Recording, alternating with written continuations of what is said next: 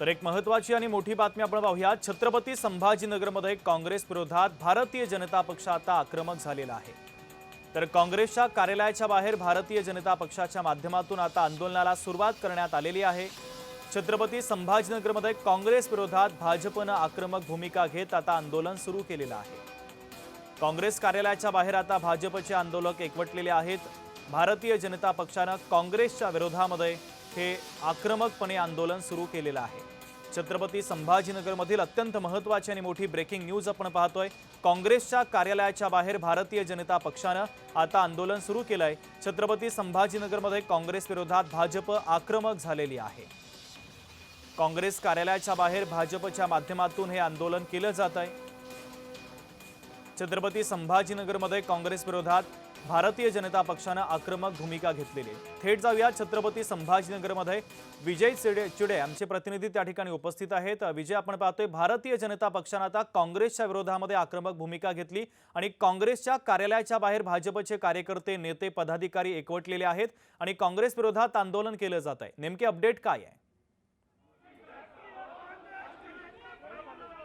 नक्कीच शुभम, जर बघितलं छत्रपती संभाजीनगरमध्ये भाजप आक्रमक झाल्याचं आपल्याला पाहायला मिळत आहे। काँग्रेसच्या कार्यालयासमोर आता भाजपचे पदाधिकारी जे आहेत या ठिकाणी आक्रमक झाल्याचं आपल्याला पाहायला मिळत आहे। राहुल गांधी यांच्या विरोधात घोषणाबाजी जी आहेत त्या या ठिकाणी दिल्या जात असल्याचं आपल्याला पाहायला मिळतात। यामध्ये माजी आमदार संजय केनेकर, त्याचबरोबर शहराध्यक्ष किशोर सुतळे हे देखील सहभागी असल्याचं आपल्याला पाहायला मिळत आहे। आणि राहुल गांधी यांनी काल नरेंद्र मोदी यांच्या घरावरती जे आंदोलन केलं होतं त्याचा निषेध आज हे आंदोलन जे आहे ते करण्यात आलेलं आहे। मात्र दुसरीकडे जर बघितलं तर काँग्रेस देखील या ठिकाणी आक्रमक असल्याचं आपल्याला पाहायला मिळत आहे। काही वेळापूर्वीच काँग्रेसने क्रांती चौक या ठिकाणी रस्ता रोको केला होता आणि त्यानंतर आता त्यांच्याच कार्यालयासमोर जर बघितलं तर काँग्रेस देखील या ठिकाणी भाजपच्या जे पदाधिकारी दुसऱ्या दिशेने आंदोलन करत आहेत त्यांच्या विरोधात या ठिकाणी आंदोलन करत असल्याचं पाहायला मिळत आहे। आणि राहुल गांधी यांचं समर्थन जे आहे ते या ठिकाणी दाखवत असल्याचं आपल्याला पाहायला मिळत आहे। त्यामुळे आता दोन्ही बाजूला जर बघितलं एका दुसऱ्या दिशेने भाजप आक्रमक आहे तर या ठिकाणी त्यांच्याच विरोधात जे आहे ते काँग्रेस या ठिकाणी आक्रमक झाल्याचं पाहायला मिळत आहे। दोन्ही पदाधिकारी जे आहेत ते समोरासमोर आले असल्याचं आपल्याला पाहायला मिळत आहे। माझ्यासोबत काही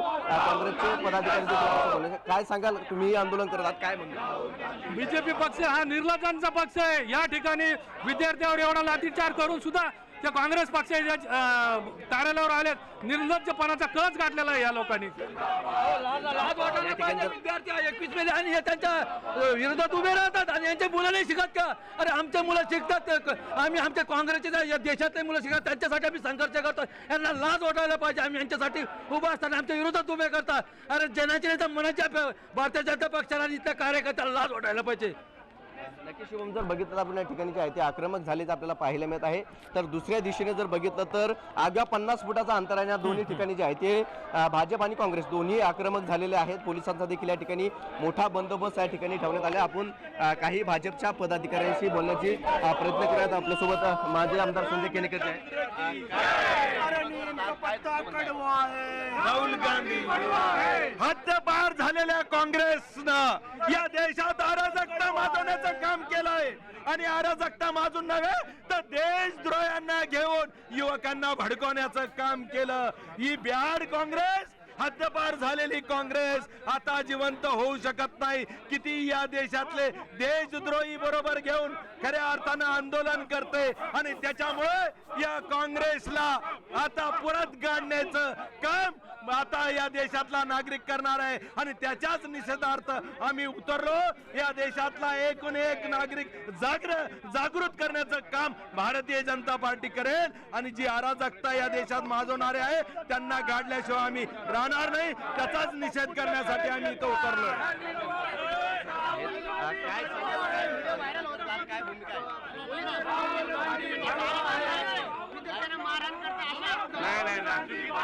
त्या ठिकाणी जे आहे ते भाजप देखील आक्रमक झाल्याचं पाहायला मिळतं। राहुल गांधी यांच्या विरोधात घोषणाबाजी जी आहे ती या ठिकाणी दिली जात असल्याचे पाहायला मिळत आहे। शहराध्यक्ष किशोर सुतळे देखील काय आंदोलन करत आहात, काँग्रेसचे पदाधिकारी देखील समोर आपण पाहताय की गेले 3 दिवस विद्यार्थ्यांच्या भावनेला हात घालून नीटच्या विषयाचं आंदोलन भडकावण्याचं काम राष्ट्रविरोधी तत्व या दिल्लीमध्ये करत आहेत आणि याला साथ देणारे राष्ट्रद्रोही काँग्रेसचं याच्यामध्ये मोठं षडयंत्र आहे।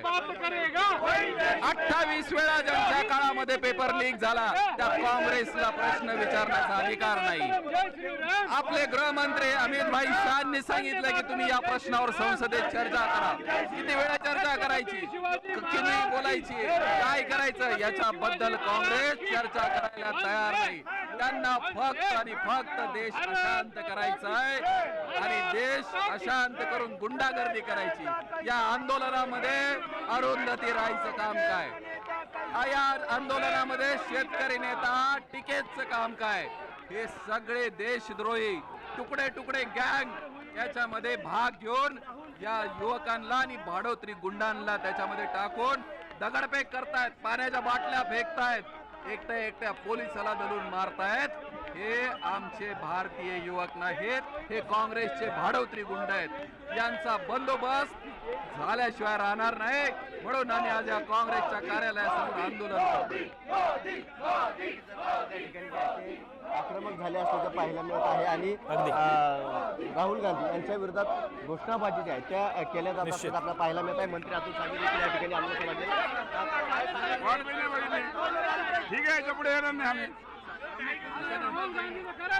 सावे साहेब आंदोलनात सहभागी झाले. अरे घोषणा है आपको, 5 मिनट घोषणा तो देऊ दे आम्हाला. 5 मिनट रुको, 5 मिनट रुको, घोषणा देऊ.